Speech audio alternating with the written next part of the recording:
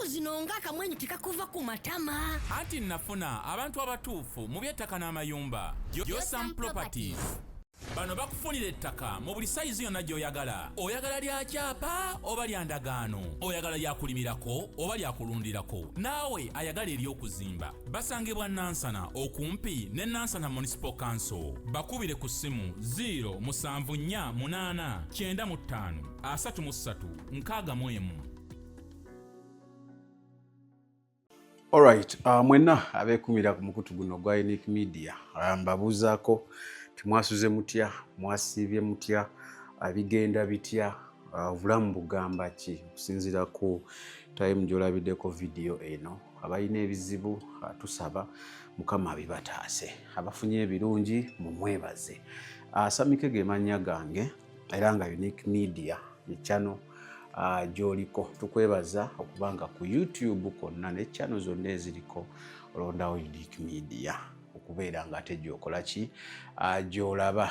Olunaku olwaleero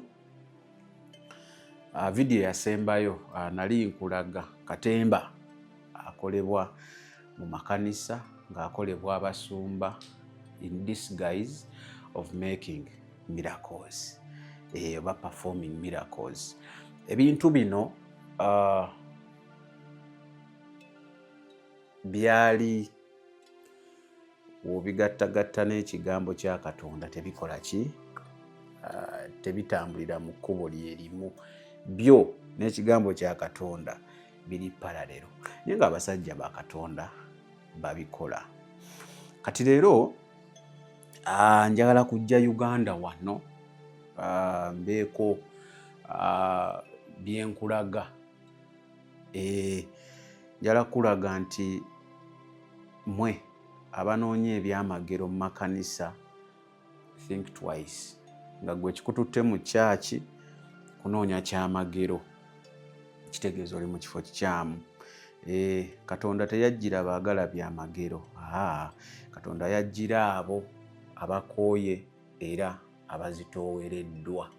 Bw'obeera ntonda bakuzitoowererwa batonda bakukoowa wadde oli mu kyaki oli mu kifo kikyamu.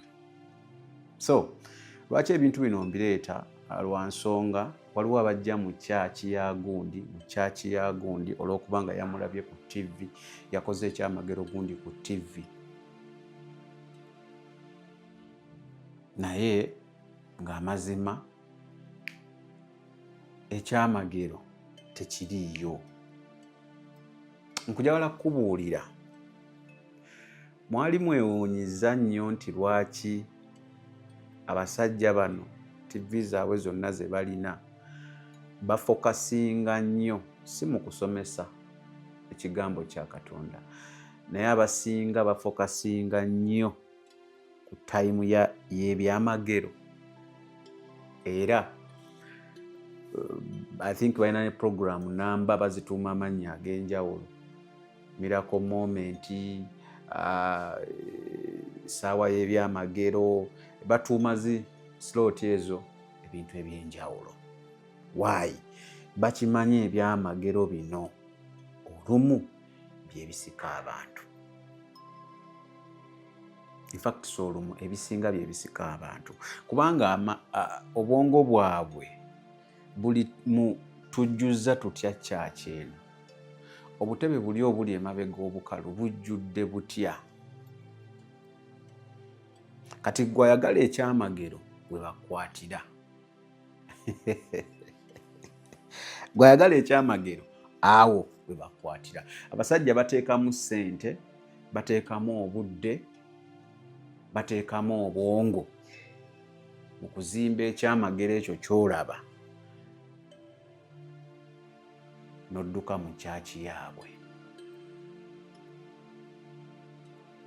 So naye nga sinnagenda mu maaso nkusaba gwe genda owagire Josam gw'ayagala oggula ettaka. Genda ojja ddifuna ettaka olina w'olyetaaze mu kibuga oba wa Kampala mu Uganda. Naye weetaaze ettaka genda. Oyagala lya kulunda, oyagala lya kulimirako, oyagala ttaka lya kuzimbako, kolako faamu, Josam banoonyeeko. Oyagala lya ndagaano oba lya kyapa, genda mujja kubeera nga mwogera.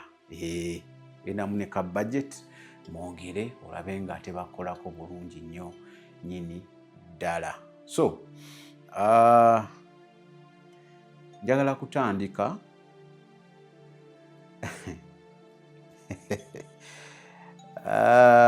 yaratandika ne ka video akaabamu abaali bakomplaininga ng'omusumba omu mu Uganda wano yabakozesa n'atabasasula. Omusumba ono yava mu bulamu bw'ensi eno. Omusumba ono baali bamuyita Pastor Iga Abizaayo. Ekituufu kiri nti omuntu omufu eyafa tekiba kirungi kumwogerako bikyamu. Lwaki bakiteekawo batyo? Lwa nsonga abeera ye ng'omuntu tasobola kwewozaako. So si kikola mu kutyoboola linnya nedda, era sivumirira nedda linnya lye nedda, naye ndaga bino lwa nsonga bino bye ngenda olaga ebimu byaliwo ng'akyaliwo, then ebirala byaliwo ng'afudde. Era bino ebintu sinza abyogera, nze just njala kulaga bulazi bukakafu, byaliwo, video zaakolebwa dda, amawulire ga reportingibwa. So yenna ayagala okitwala mu mbeera mbu njogera ku muntu muvumirira, nedda sivumirira, naye the acts ezaakolebwa ng'ate waliwo n'abo abagamba mbu be baazikola, ze ngenda okwogerako. Gwe ayagala ebyamagero era nga by'otunuulira, njagala olabe vidiyo eno bulungi nnyo n'obwegendereza. Giwa obudde ojja kutegeera nti ebintu ebikubye engalo ebiseera ebisinga ebeera script. Kananike n'omukyalo ono yali akomplaininga ng'agamba omwana we bamutute ne bamuzannyisa nga bamusuubiza emitwalo 2. Baali bamusuubiza emitwalo 2 naye agende alabe engeri gy'akizannyamu mu kyaki. Omwana ono, omwana we abeere ng'omulema. Omwana we abeere ng'omulema. Then omusumba ajja amukwateko awo amusabire omwana mbu atambule. Oba mukategedde? Omwana mbu atambule. So ndowooza we yamala okukola omulimu teyasasulwa. Kati ng'akomplaininga nti ayagala ssente ze oba ajja kubyonoona. Musooke mulabe vidiyo eyo. Oti omwana mugambe ogamba nti mulema. Nange nenkola bwe nengamba omwana wange amaze talimalangako. Mbu tugende tukole katemba tugambe abizaayowa. Wakoze katemba osete? Munange nze bampa obusente bwange baali baagala mbyonoone. Bangambye emitwalo 2 bakikwate bagimpe, bulijjo bagendayo ne balimba. Jo nagenzeyo n'omwana ono twabadde abantu abo bana Kyebando Mineri Gundi Bombo. We twatuuse ne bagamba ne bakubira oli passa n'ajja n'atulaba n'agamba gwe kola yogera bwoti ne bwoti. Oli mbu yakwata sente n'aziwa bali abatuleese. Kaya abatuleese bamaze batuliddemu olwo sente bazadde kunsa. Kumpa sente mugenda ku poliisi owaabwe balowooza mbadde sirina mumwa. Omwana mukwate omugawo ogambe ono omwana yali alemaladde kuno omwana. Ngamugira bwati, omwana bagambe mbu mulemu. Bamaze n'amusitula n'agamba omwana. Musitula nga yamusitudde ndabe. Mwana yasigadde nga bwana bangamba tomuteeka wansi kulaga nti atambula. Kayaze n'amugamba mutuuze wansi n'emutu n'asigala ng'amugira bw'ati amagulu. Omwana kati wuuyo atambula. Enduru nezuka. Omwana yatagala Kasika wakoledde. Yankase. Nakoledde bwerere. Amasiga gange genafulumiza gabadde gabwe. Kabo oyinza okwogera ekintu ekyennaku. Video eyo mugirabye. You can imagine 20,000.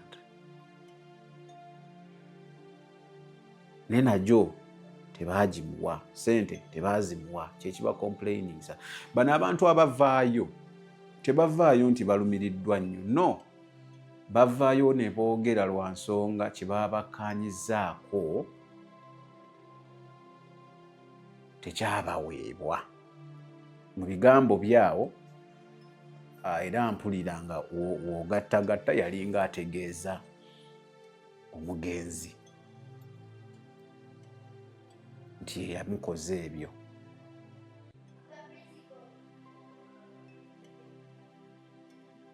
Ndi kuggwe ajja mu church ngononye byamagero. Ndi kuggwe eyajja mu church nga tewakoowa tewazitoowererwa naye wajja kubanga walaba ku TV omukyala yatambula.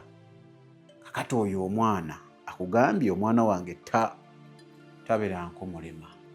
Niyo omusumba yazze n'amukoonako ati n'amugira ati n'asaba Katonda ng'omwana n'atambula endulu ne zikuba. Waliwo yaŋŋambye Sami lindako okwogera ku basajja ba Katonda abaawano kituufu. Nenze siri mu kuboogerako ndi kwogera na kureactinga ku video ezaakolebwa edda ku research gwe nkozeeko omutono so siri mu creatinga byange byenjogera nkulaga video oyo omukyala omulabye.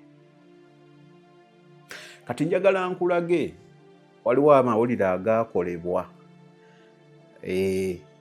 ng'era ne bano ekibakaayanya baazannya bo bakiyita kuzannya ne batasasulwa kati nga bazze ku kyaki era ku kyaki awo baali balaga nti bazze ku kyaki ey'ekawaala ey'omugenzi nga gwe baagala kubasasula ssente zaabwe wadde bo tebaayogera nnyo kye baakola ne bagamba baali bazannya baabatwala ne bazannya emizannyo gyabwe embu gye bazannya mu kyaki ne batabasasula ssente.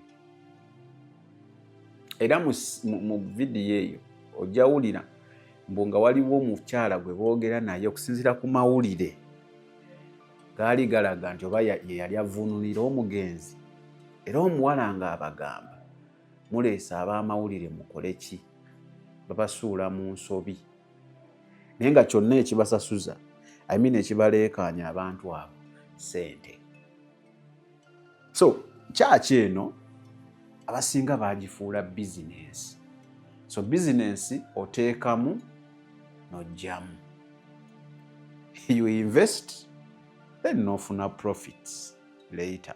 So ne bano abasajja ba Katonda bateekamu nkugambye bano tebaasasulwa naye omusajja wa Katonda yateekamu abaanoonya abantu bano kubanga n'okukkirizisa omuntu ajje mu kamera nalwo lutalo azanye byazannya kakati kyekibaawo kitegeeza ayina abaasasula ne bagenda mu field ne bafuna abantu bano waabaleeta we babaleeta ne babagamba buli omu ekyokuzannya obuzibu buva ku musasula. Ndi kuggwe anoonya ebyamagero akatambi kaako kalabe tudde. Tugenda kubanja sente yaffe wa pasita yiga yatukozesanga abantu abafere bano be bamu ku bantu betusanze mu Katanga ewandegeya wano mu Kampala nga basoose kutunnyonnyola ebyaliwo nga tebannaba kugenda ku kanisa ya pasita yiga okufera abantu. Batulaze n'engeri gye beekozangamu nga baliko ebizibu. Nali nzannya nti nazaala omwana nti naye omusajja oyo gwe namuzaala naye nti ate waliwo omusajja omulala ajja ng'abanja omwana ono bwatyo nadda engulu mpolampola nafuna ku maanyi ga embuto yayiga bwatyo abantu bano okuli abavubuka n'abakadde bagumbye ku kanisa ya Pastor Yiga nga babanja ensimbi zaabwe ze baakolera. Bano baleka ekifo ekimu kye batugamba nti gye baatwalibwanga ne batendekebwa ebyo byonna bye baakola okusobola okusasamaza abalabe okubakkirizisa nti bye baakola gye biri. Yatwala mu safe house ekyengera ne tumala nga tulinga bali mu kkomera ne tumala olunaku lulamba okuva ssaawa 8. Wabula bano olutuuse ku kanisa y'omusumba Yiga tebakkiriziddwa kumulaba era nga waliwo n'abamu ku bakola ne Pastor Yiga obwedda bagezaako okwogera obutonotono n'abantu bano. Baba amawulire basoose kugobebwa wabula tuliko ebifaananyi bye tusobodde okufuna. Oluvannyuma baliko essimu gye bafunye okuva ew'omukyala ategerekeseko erya Jackie era ng'ono yavuunulira omusumba Yiga kyokka ng'awulikisa engaana ennyo abantu bano okujja ne bannamawulire.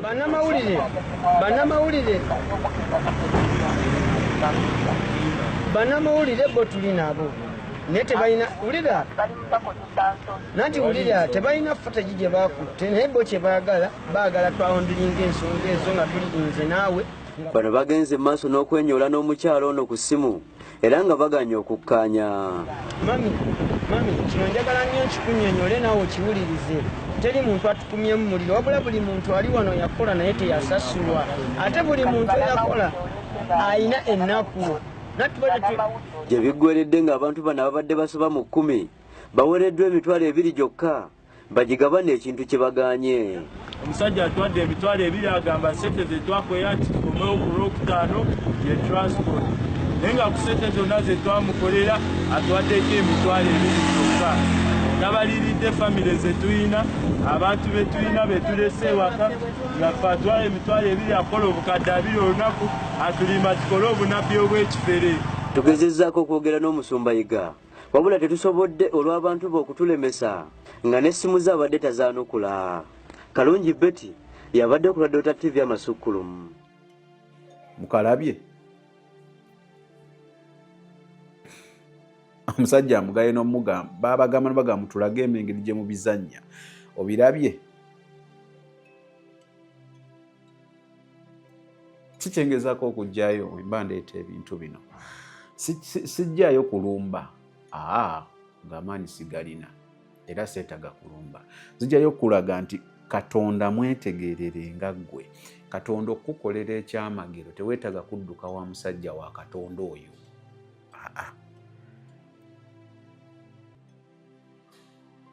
Osobola ofukamirawo oli n'osaba Katonda waali. Otherwise abantu bano bazannya kye tuyita kiwandiise eddate.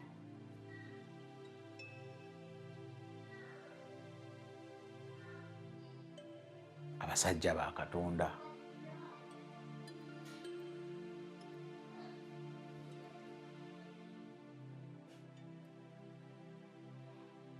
Nga sinagenda bawala. Abasajja ba Katonda bakola ebintu bingi nnyo. Nali ndaba oba nali ku YouTube okwo era ne ndaba story ng'omuwala omukyalo oba omuwala akireiminga nti omusajja wa Katonda yamuggisaamu embuto. Kati yafunye complications mu lubuto yeetaaga bujjanjabi naye omusajja wa Katonda yeefudde nti takola ki tamumanyi. Yeefudde amumanyi naye yaggyeeko essimu takyamukwata. Anyway, those are claims. Those are claims. Zisobola okuba entuufu oba enkyamu. Naye there is no smoke without fire. Mu bantu bonna omusajja omuntu oli waaviirayo ne yeesiba ku ggwe kitegeeza maybe there is something. Maybe there is, maybe there isn't. But there are higher chances okubeera nga there is something. So abasajja bafuna bakola ebintu bingi. Ka video yako enkafuna nja kapateerawo. Manyi kati kyenjogera kyenteekawo. sajja oyogera obwogezi ebiseera ebisinga sajja banyiize. So kakati abalungi abatulaba omukyalo ono gwolaba yakajjamu embuto 7. Kino kyogera si kirumamu. Omuwala ono bamuyita Diana yakajjamu embuto 7. Olubuto olwasooka yalujjamu nga lwa myezi 8. Ekisinza okunsurprise nga bamukuba empiso netta omwana ali munda mu lubuto. Tebaalunuunamu oba teyamira buweke wabula yalusindika busindisi n'omwana ye yamwetera mu kaveera. Olubuto olwaddako lwali lwa balongo. Kitegeeza yakajjamu embuto 7 mu mbuto 7 yakajjamu abaana 8. Embuto 7 kuba olumu lwali lwa balongo. Naye ng'abaana abo bonna embuto ezo zonna za pastor bamuyitani? Chinomu Juni Brian. Wawa? Asangibwawo kira chachi eri ku Bahayi. Kisasaawo. Chachi ewe esangibwa. Ate era tulina n'ebifaananyi wano ebiraga nti kituufu Chinomu Juni Brian abaddenga mu secret relationship n'omwana ono. Tetutamanyi embuto z'abaddenga amuggisamu embuto 7 abaddenga ye kodi y'okumuleetera obugagga oba kubanga ye omwana agamba nti chachi y'omwami oli nti nekola etya? Tebasinza Yesu, tebakkiriza mu Bible era akuba amachachi. Chachi eri wano Uganda? Eri awo ku Bahayi. Chinomu Juni Brian. Nasazeewo nkole vidiyo zino basically nga njiri ku byamagero bino. Basonga ebyamagero bino bisinza okutwala abantu baffe mu butamanya. Ebyamagero bino. Now, ngenda kulaga omugenzi we yali yakafa. Waliwo omukyala eyavaayo. Yayogera amannya ge. Omukyala ono ye kyamugjayo era ng'agamba ekisinza omuggisaayo nti bye bakkaanyaako ne musajja wa Katonda teyabituukiriza. Musajja wa Katonda teyabituukiriza. Ayika yali amusuubiza oba okuddayo ku ssomero bikiwe bityo. N'avaayo n'alaga bye baakola. Amanya maama. Nalonkuma Diana. Nalonkuma Diana obeerawo? Essaawa zino eno mbeera Kasangati. Okay. Ki ekikuleese olunaku olwaleero kukanika kati kalakata? Nvuddeyo okwogera mazima eri eggwanga. Yes. Amazima ge galiwa? Amazima ku pastor omugenzi kati omugenzi. Bye yakola ng'ate nze yamuzannyira kuba ebiseera bino nali neetaaga ssente. Yampa emitwalo 2 we nazannya. Naye pastor oyo bye yansuubiza okudda ku ssomero biki wamala okukozesa akusuula nga kasasiro. Taddamu namusemberera. N'omuntu yeebuuza lwaki ovaayo obudde buno era lwaki weetaba mu bikolwa bw'ebiti? Sivuddeeyo nti lwakuba nti yavudde mu bulamu bw'ensi. Era kyo nze si kyembadde njagala wabula nvuddeyo kulaga nsi amazima na biki ebigenda mu maaso mu bapastors abamu. Ffe nnyini ffe tubazannyira bye tuzannye ne mubiyita ebyamagero naye ng'ate si byamagero. Katemba ekyo ekikola kyokola kya bulokole. Katukiyite nti ffe tubadde tuzannya firimu, tubadde ffe tunoonya ssente, ffe tetubadde mu byabalokole. Wabula mu kasenge eri gye twali yagamba mpulire omuntu yenna akoona ku linnya lyange nti bye tukola bino bye tukoze wavuddeyo abyogera nga nze abibagambye nze abibatandise mugenda kijjamu enjawulo nze siri mwangu. Kyogamba yali tabizzaayo ng'erinnya lyewe libadde? Nga woneeyita nikineemu. Tutera okweyita nikineemu yebadde nikineemu mbizaayo azizaayo kinze ng'eriiso lyange teyalizaayo gwe toliraba. Omuwulidde lwaki yavaayo okwogera? Kakati weebuuza yakola ki? Omukyalo ono agamba nti bamusoosinga mwena agamba n'abasajja babeera n'abantu baabwe mu field bamusoosinga bo baabayireetanga abazze okuzannya firimu. Indeed era ebanga firimu.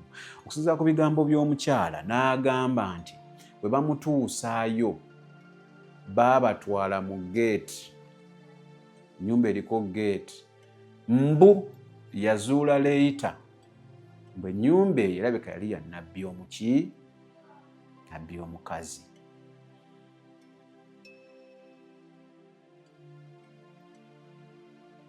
musumba yennyini bwe yabatukako basaawa nga 5 eyo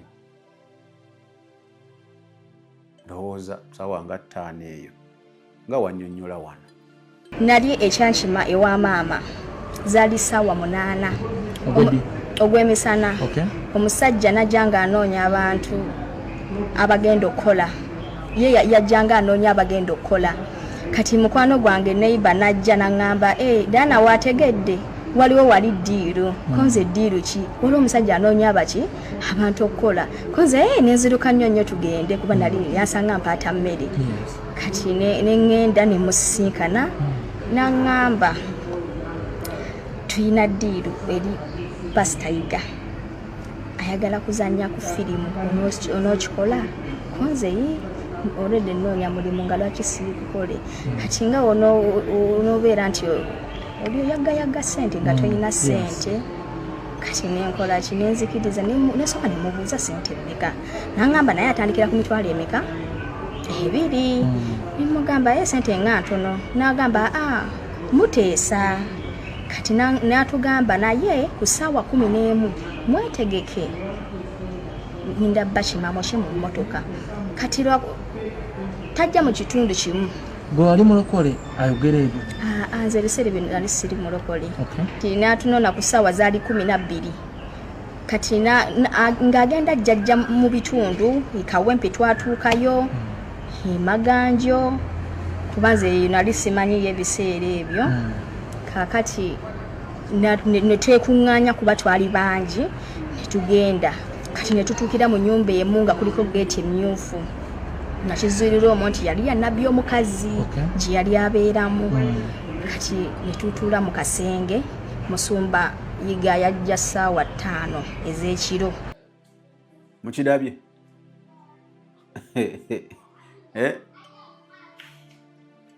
kati omusumba mbu wabatuukako n'abatunuulira agenda omutuukako ng'omukyalo ono eriiso lyalina ate kati omusumba limukolera nnyo era mbu yamugamba eriiso lyo ate kati gwe nkwagadde olw'eriiso lyo eriiso ligenda kukola ki alaba nga ligenda mujjirayo kyayagala bino ebintu birimu n'okurihasinga oleme kukola nsobi nga ye munaagenda ne muzannya omuzannyo ne murihasinga omuzannyo wano nawali muzannye muti gojja kujjawo oti oyite wano nkolewo enti ne bano abasajja barihasinga abantu be bagenda okukozesa so that tokola ensobi n'oswaza musajja wa Katonda.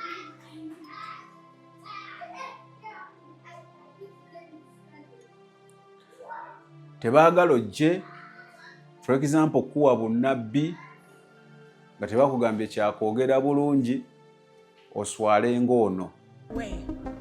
But the Lord says, if we pray and cancel it today, your mother shall live and testify the goodness of the Lord. Hallelujah! I receive it. She passed away in 2009. How do I see that then? How did she pass away? Mulabye mukyalo oyo yaswala. Ali mukwogera simanya kimi kikumbe gwayogerako yafa dda. Ng'owulidde omukyala nga amugamba ku ssimu. Omukyala n'amugamba munnaye gwoyogerako nga yafa dda emyaka mingi emabega.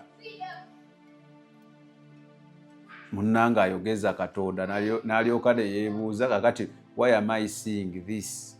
Lwaki ndaba bino? Olaba ebyo because goli mukwogeza tannabikugambako kuba goli mukwogeza Katonda teyeerya mu kigambo kye. Obulamu bunyuma, obulamu buwooma. Ekyo tekiriiko awakanya wabula obulamu bunyuma bulamu agugi mazima. Wuliriza nkuleetedde ekyokuddamu ku ndwadde ez'enjawulo ezituteganya mu bulamu gwe wamma ne tulema okweyagala. JS Medical Hubs bano bakugu mu kujjanjaba ebizimba mu lubuto, tujjanjaba hania n'abulira ddala otawanyizibwa ndwadde za lususu, ebimmonde ku matu, enkovu ezizimbye oba nsundo, byonna tubibuzaawo. Ate nno tetukoma okwo era tujjanjaba ulcers, sukaali, pressure n'endwadde endala nnyingi. abatawaanyizibwa mu nsonga z'omukisenge nammwe tetubalekeredde. Tulina JS Body Cleanser nga bw'olinywa lino likamula obucaafu bwonna mu mubiri. Olwo JS Immune Booster ne lizimba obutafaali mu mubiri. Linyweko weetangira okulwalalwala. Ku JS Medical Hubs eddagala tukozesa lya butonde teririna bulabe yadde. Basebo ne bannyabo mbalamusizaako mu linnya lya Mukama waffe Yesu. Yenze musawo John Sewanyana wano ku JS Medical Hubs.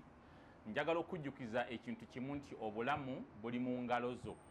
Byolya ku sowaani yo oba byonywa mu kikopo kyo bye bigenda okusalawo onaabeera mulamu oba onaabeera wandwadde. Tukuyita wano ku JS Medical Hubs tukujjanjaba endwadde. Jjukira nti ffe we tujjanjaba ensibuko, tujjanjaba cause, tetujjanjaba symptoms. Tukuyita jangu ojjanjabwa endwadde yo wano ku JS Medical Hubs ojja kuwona mu linnya lya Yesu Kristo. Amina. Tusangibwa Nansana okumpi ne Nansana Business Center oba tufune ku simu zino wammanga noti 7 bisatu nkaga mu 7 bisatu nkaga mu 2 oba noti 772 lwenda kyenda mu mwenda noti 29. JS Medical Hubs for health and skin solutions. Omukyala agamba tukomyewo wano babatwala mu rehearsals era mu rehearsinga amugamba ekyokukola nga woolaba mu katambi wano. Njagala tugende mpola nga woolaba kati awo. Musumba ng'asookera ku omwana ng'azze n'agamba omwana we atambula n'agamba atambula kati njagala azanye muzanye ng'omwana atatambula n'asookera ku omwana ndowooza balimuko n'amalobo kuba omwana wali yalaganga era atatambulirako ddala nange eno ffeffe abakimanyi tukimanyi nti omwana akola ki atambula. Kati oyo we yamumaliriza n'alyoka mpita n'ambuuza amannya gange ne mugamba n'aŋŋamba ate gwe nkwagalidde ddala eriiso lyo eryo ndyagalidde n'asooka n'ambuuza eriiso lyo nga tetunagendayo keero eriiso lyo lyabaki for status. Eriiso lyange lyajjanga nsenke era nsenke lyankwata mu 2010 sekendi taamu nasoma. Kati n'agamba eriiso lyagadde n'aŋŋamba alyagadde era ngenda kuwa kya buzibe ogenda zanya ng'obuzibe. Kirabye ng'amugamba osobola okunzannyira nga atalaba olw'eriiso liri nga ne wentambuza nti omukono manye omuntu alaba otambuza oti omukono enjube eriiso litambulirako liti. Kati era yagala nga ne omanye atalaba otambuza oti since talina kyalaba asigala ati static ati kati omusajja nga kyamugamba kinkolere bulungi kakati nze awo nnyinza okukwata amazzi nengasabira nengamba Mukama gwe yatonda eggulu n'ensi, Mukama gwe gwempeereza, Mukama gwe yandagira okukola kino kyengendo kyendi mukola eyaŋŋamba okuweereza bw'atasobola kungiwayo, Mukama nsabira amazzi gano ogateekemu amaanyi agawonya.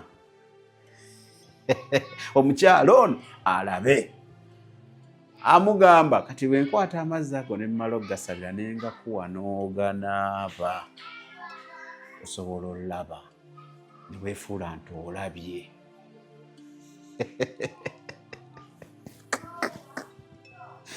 Mwaleeta theatre mu kyaki basajja mmwe. Mbeera kasanga kikyankima. Kyankima. Mbeera naye. Essaawa zino bansuza busuza kati. Omukyala asuza. Alina TV mu nju? Talina TV. Talina TV. Akola mulimu ki? Atonda ngoye. Osobola tukolera ekintu nti oli muzibe w'amaaso tolaba era osobola okufuna omuntu akuleeta. Omuntu aleeta nsobola omufuna. Kaakati akuleeta tuyinza tukola tutya ate n'atamanya nti oli mu katemba. Kati njagala okukolera ekintu ky'amaaso ne lwekukola bwenti tolaba kitegedde. Kati nyinza okutumya akacupa k'amazzi nesabira amazzi nengakunaaza bwenti lumala okakunaaza amaaso sigatambuza nga sigagobereza goni nga tonawo badde okikoza nenkogera nti olaba kingoga naye ndowooza bakikyusa mu script kubanga mu reality wali mu kukizannya yamukwata bukwasi ku maaso bunaalaba nga woolabaawo kyekyabaawo. What happened? Muganda wange yasooka n'alwala eriiso ne lijjamu ekintu ne liziba. My sister's eye became sick and it blocked.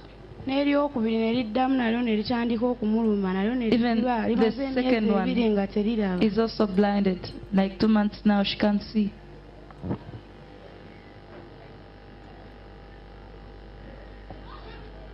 Microphone to her. Mwakazinda. Olina kyolaba? Can you see anything? Sina kyendaba. Nothing I can see. Mukama njagala osumulula amaaso g'omwana. Lord, I want you to open the eyes of this girl. Njagala osumulula amaaso g'omwana. I want you to open the eyes. Vital! Get out! Vital! Get out! Vital! Get out! Vital! Get out! Vital! Get out! Edogo lino. This witchcraft. Bino edogo. This witchcraft. That blinded her eyes. I command it to let go. Because she has to leave here. What she can see this day. Father, I want it to come to pass. Be healed. Be healed. In the name of Jesus Christ. Be healed. Be healed. In the name of Jesus Christ. Let her to come back in the name of Jesus. Yeah. Yes. Hey.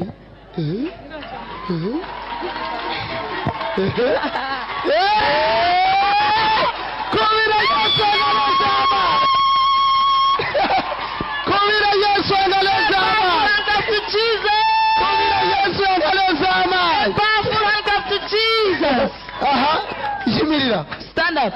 Stand up. Stand up. What I do, you do. Do like. Musumba chakola chokola. Koloti. Ondaba? Tawunze. Awunze? Babadde sikyusuubira. Kati ondaba? Kulaba munnaye. Nyambadde ntya? What is the pastor dressed in? White. White. Kolera Yesu angaleza. Come to Jesus. Kolera Yesu angaleza. So, bino byonna mbikulaga lwa nsonga n'ebirala bingi. Leero mbadde ku sayidi eyo ey'Ekawaala. Niwe olwo n'abalala bangi. Bwe ŋŋamba nti kuleeta mizannyo gyabwe gye bazannya, nsobola okugireeta n'abantu ab'enjawulo be basasula. Naye nkugambye, omusajja omulidde mu lyaso ng'agamba kati bwendeeta amazzi nga yalagirira yennyini. Oba wali omanye eddoboozi lye. Era omukyalo ono omulaba mu kyakyawo ng'omulabi toyinza kutegeera nti talaba. Ng'omulabi wabadde sirias tomulaba ku sikuriini awo, tolaba amaaso. Bano abasajja batuuka ne kussa nga omuwulidde w'ayogera erikola script era asoose mubuuza kubanga batayagala nnyo ayinza kulaba mwana we ajje nga adduka kimbo yalimba omwana wange alaba. Yasoose kumubuuza oba wegendereza balaba TV ani aliyo abalaba TV mbu tebalaba nnyo.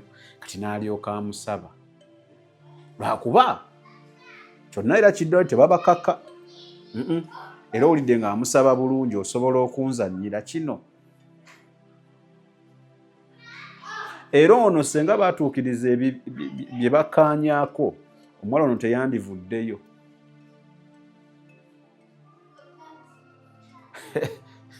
Keizi yamugamba n'omugamba tulageemu. Sooka otulagemu we mubikola. Gwe mulaba awo omuwala.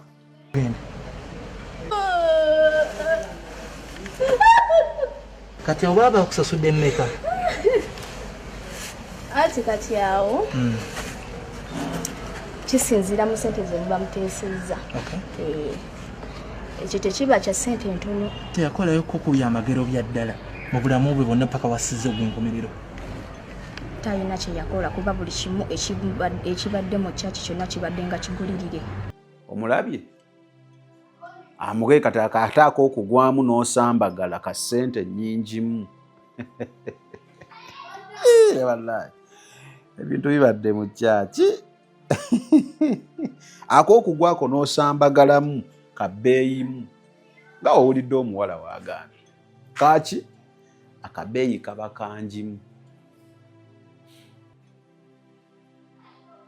So gwe mulokole obeera nga wajja mu bulokole mbusimanya kufuna byamagero gyebiri, era sigamba teri byamagero bituufu gyebiri. Ekyenjawulo obuzibu buli wamu nti ffe tulinda ebyamagero ne tubuusa olwedde ebyamagero byatukoledde. Oli mulamu, ekyo nakyo kyamagero. Waliwo kyaliiwo muganda wo taatawo eyafa wiiki ewedde, waliwo n'abafudde leero, waliwo eyasuze jjo nga mulamu bakedde afudde mu kikutuko. Ekyo nakyo kyamagero.